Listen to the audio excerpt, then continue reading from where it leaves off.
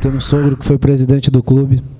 Então eu convivi com muita gente ligada ao Curitiba. Então se treinadores como o Tim, como o Enio Andrade, como eu conversava com o Krieger aqui dentro, se eles passaram por isso, por que um menino que está começando a carreira não pode passar?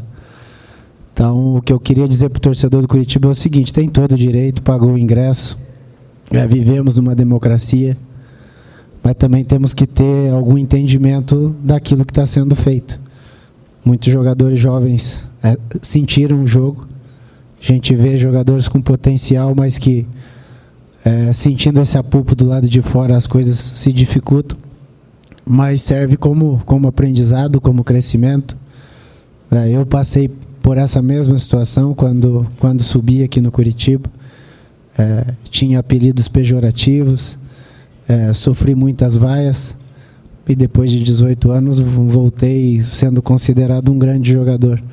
Então eu entendo isso, e o meu abraço ao Marquinhos é só para que ele entenda que a gente está junto, independente de qualquer coisa, nós vamos ganhar junto, nós vamos perder junto. O momento realmente não é um momento legal em termos de futebol, em termos de qualidade, mas vencer um jogo assim no último minuto sempre é satisfatório, independente se você jogou uma partida boa ou não. Alex, essa pressão por parte do torcedor até é algo muito comum, como você bem disse. A torcida do Curitiba, até em Londrina, você falou, é muito chata. E eu sou chato por isso, você falou isso na oportunidade. Isso atrapalha dentro de campo? É claro que os mais jovens você citou, mas também alguns atletas experientes podem sentir e não desenvolver o trabalho da semana que é realizado pelo técnico Marquinhos? Às vezes sim, às vezes não. Isso depende muito, né? Cada um responde de uma forma. Se nós analisarmos hoje, o Zé Rafael não sentiu nada.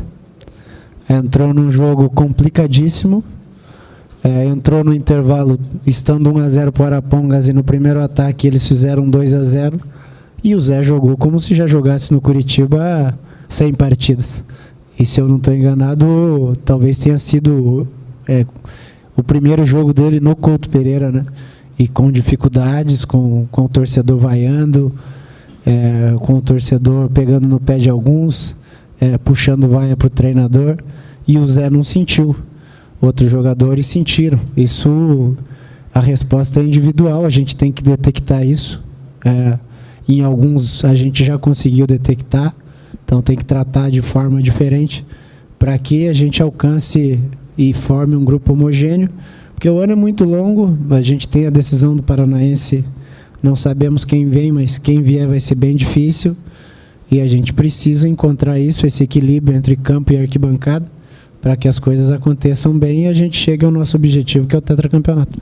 Alex, é até entendível e compreensível, né? No caso, você abraçar e dar todo o apoio, e todo o grupo, ao Marquinhos nesse momento. Mas o torcedor também, ele criou uma expectativa a partir da conquista do primeiro turno, a evolução que a equipe estava vindo, e de repente essa equipe não consegue reeditar. Você pode dizer por que, ou tentar dizer, por que aconteceu e está acontecendo essa queda do Curitiba tão grande em relação a isso, que criou essa expectativa e de repente não está? Isso é normal no futebol? Pode acontecer? Eu acho que o meu abraço no Marquinho e o abraço do grupo no Marquinho é uma reação normal e comum. A reação do torcedor também é comum, porque o torcedor vem a campo e quer ver o time dele jogando bem. Ainda mais quando, com todo respeito, você enfrenta o Arapongas dentro do Couto Pereira, a expectativa que se cria é essa, é uma situação normal. Então a reação do torcedor na arquibancada, de vaiar alguns, de vaiar o nosso time, de vaiar o treinador, e nós jogadores abraçarmos o treinador, são duas reações normais em futebol. Em relação à queda, eu acredito que no próprio primeiro turno, a gente correu atrás de uma maneira pragmática para tentar vencer o primeiro turno e conseguimos. No segundo turno a gente tinha uma ideia de evolução, até correndo alguns riscos, no qual o Marquinho e a comissão eles estavam preferindo variar os sistemas, buscar opções, para que quando chegasse no momento final o Marquinho tivesse na sua cabeça uma equipe desenhada, coisa que eu acredito que ele já tenha. Então são coisas, ao meu modo de ver, normais, porque hoje, por exemplo, nós não fizemos um bom jogo, mas o segundo tempo foi ataque contra a defesa. O Arapongas fez 2-0 e se defendeu de uma maneira esplêndida, tanto que tomou 3 gols e nós tivemos, acredito que claras, mais umas 3, 4 oportunidades de gol. Então, mesmo nós não jogando bem, não atuando bem, nós tivemos um volume grande na segunda parte. Então, nós temos que ter tranquilidade e a consciência de que realmente nós não estamos jogando bem, mas que também não está tudo errado, né?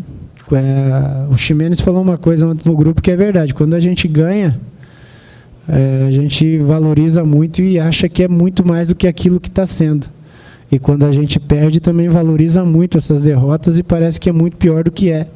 Então, nós temos que encontrar esse equilíbrio e, dentro desse equilíbrio, buscar essa melhora dia após dia, porque essa consciência nós temos de que o torcedor está certo, de que realmente nós não estamos jogando bem.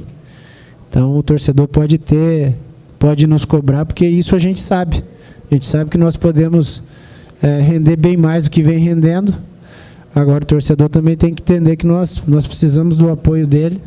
Então, nós temos que encontrar um equilíbrio entre campo e arquibancada, porque todos nós queremos um Curitiba vencedor, né? Torcedor na arquibancada e nós dentro do campo. Alex, dentro até dessa tua linha de raciocínio, o time tem tido essa instabilidade, lógico que a gente tem que dar um desconto, porque há muito problema de lesão, muito problema de cartão, mas essa instabilidade é um sinônimo de que o time ainda não encaixou totalmente? Você acha que a linha de raciocínio pode ser por aí, Alex?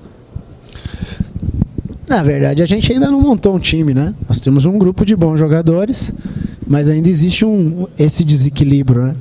É como eu falei agora do sentimento do jogo. Alguns sentiram o jogo, outros não sentiram. Então nós temos que buscar esse equilíbrio para que todo mundo entenda como é jogar no Curitiba e esse time realmente surja. Coisa que ainda não aconteceu. Nós estamos num alto e baixo muito grande. E a busca desse equilíbrio tem sido constante, mas realmente, infelizmente, nós ainda não conseguimos. Alex, nos últimos 2, 3 jogos, o time acabou sofrendo gol no início, e aí tem que correr atrás de um resultado. E aí, principalmente, quando sofre o gol, às vezes se desarruma taticamente, cada um quer resolver por si, e principalmente os mais novos, né, acabam se perdendo um pouquinho, aí vem o trabalho do vestiário para reagrupar o time. Esse é um problema que o time vai ter que resolver de imediato, um pouquinho mais de atenção no início do jogo? Não, só no início. Eu falei antes do jogo o seguinte: a gente tem que valorizar cada bola.